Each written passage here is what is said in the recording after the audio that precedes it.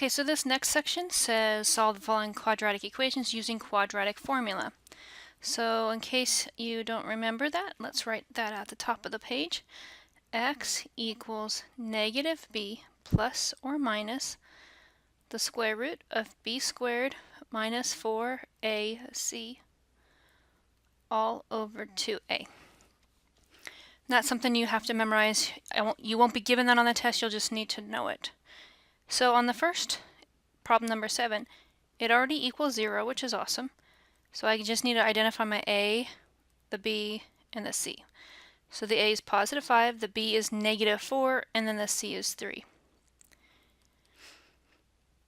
So I plug it in, x equals negative b. Now b is already negative, so the opposite of negative 4 is positive 4.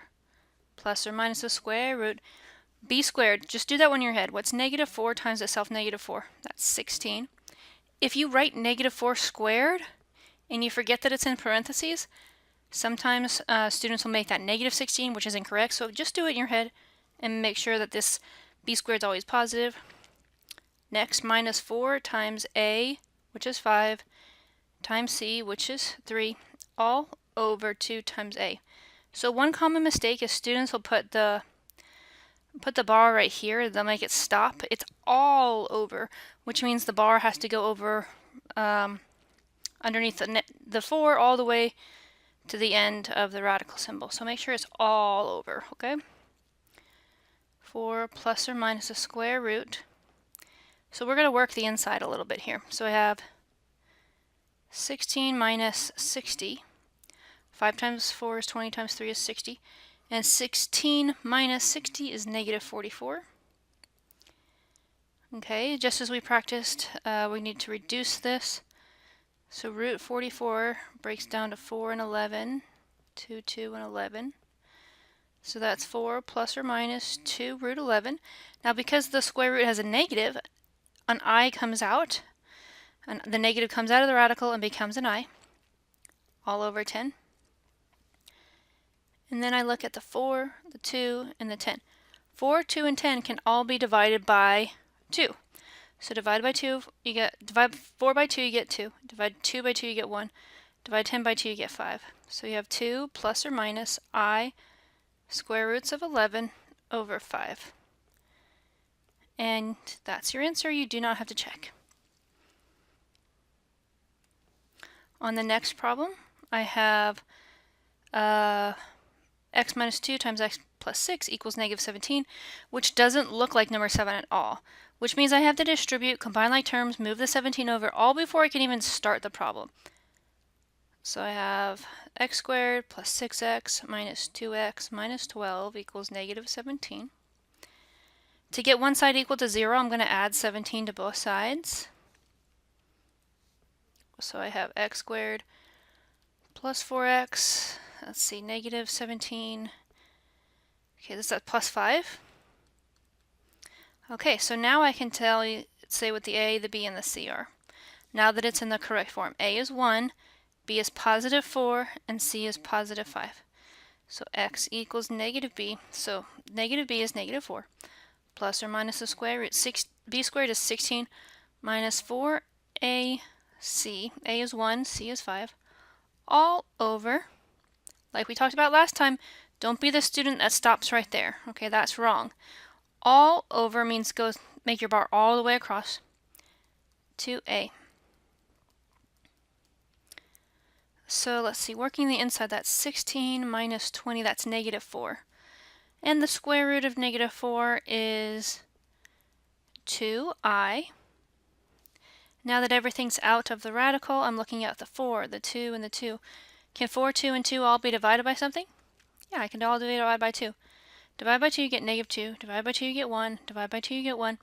So my answer is negative 2 plus or minus 1i, I'm just going to write I, over 1. No need to put over 1. So that's my answer, negative 2 plus or minus I. The next section says solve each radical equations. So radical equations, unfortunately, these are the first ones on this review that you must check. Okay? So this section 8 and 9 you have to check. So for step 1 on the radical equations, I'm trying to get the radical all by itself. So this radical symbol here that stops at the 3, anything behind it or in front of it needs to get moved. So in this case, the 5 needs to get moved first. Once that 5 is moved, then that radical symbol is all by itself. Now I know there's a bunch of junk underneath the radical, but we can't get to that just yet. But the radical itself is all by itself. Now I can raise both sides to the index. So the index here is 3. So if I raise both sides to the 3rd power, it's a 3. The cube and the cube root go away, and all I'm left with on the left side is the inside 4x plus 3. On the right hand side, I have to evaluate. 3 times 3 times 3 is 27, and then I just solve.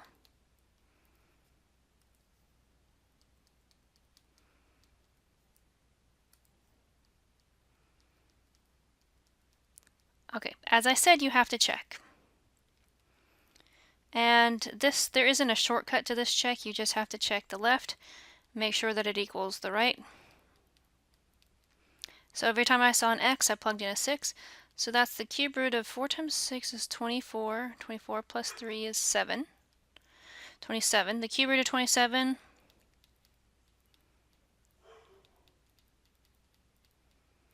the cube root of 27 is 3, and 3 plus 5 sure is 8. So I get to keep x equals 6. Another way to write that is to put it in the braces. On the next problem, we have to move the a over so that the radical is all by itself.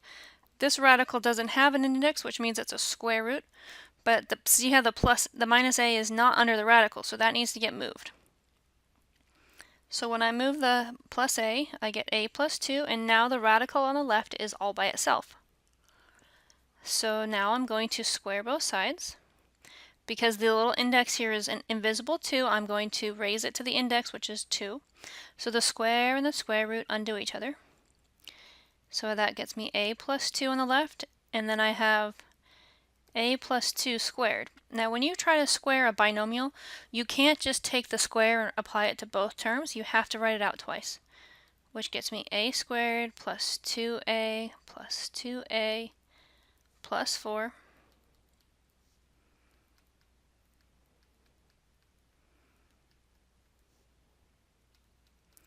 And because I have a squared, this is a binomial.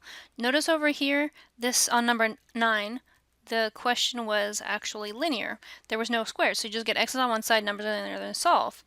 But after you got rid of the square root, here I have a quadratic. So they're actually solved a little different. To solve a quadratic, you need to get one side equal to 0, and then we can either factor, complete the square root method, or quadratic formula, which is what we just practiced on problems 1 through 8. In this case, if I can ever factor, I would prefer to do that because factoring is awesome. And it does factor, so that's awesome. So I have set each of those terms equal to 0. I think factoring is usually the easiest if it does factor. Okay, so I'm getting two answers. A equals -2 and a equals -1. So I actually have to check both of those, and I'm running out of space. So let's see what I can do here. Let's check a equals -2 first. So we have -2 plus 2 minus a -2. The first minus is because there's a minus in the problem. The second minus is because there's a negative on the 2.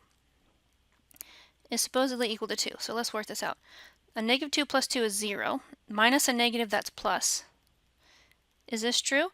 Is 0 plus 2, does that equal 2? Yes, it does. So -2 does work. I'm going to try the check right next to it. Nice and small here. So now I have to check a is -1. Notice I'm doing them totally independent. Some students think, oh, you plug the -2 in one of them and you plug the -1 in the other. No. When you are checking -2, you plug a as -2 for the whole equation. Work it all out, which is why I did one in green and the other one in red, so that you realize I am plugging in -1 every single time I see a. Okay? -1 plus 2, that's the square root of 1. Minus a negative. One of the minuses are from the equation, the other minus is from the -1. But minus a negative is really plus. So my question is 1 plus 1 truly equal to 2? Yeah, so both of these work. Now, let's say one of them didn't work. If one of them didn't work, you would just put a clean X through it, and you'd keep the other answer if the other answer did work. But in this case, because both of them work, my solution is both of them.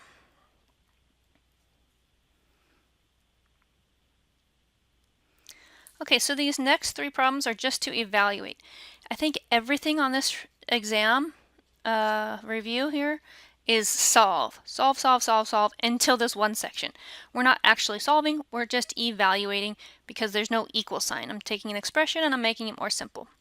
So the rule here is the denominator of the exponent, when you have a fraction in the exponent, the denominator becomes the index and the 2 stays in the exponent. So I prefer to do the cube root first to make it small before I make it big.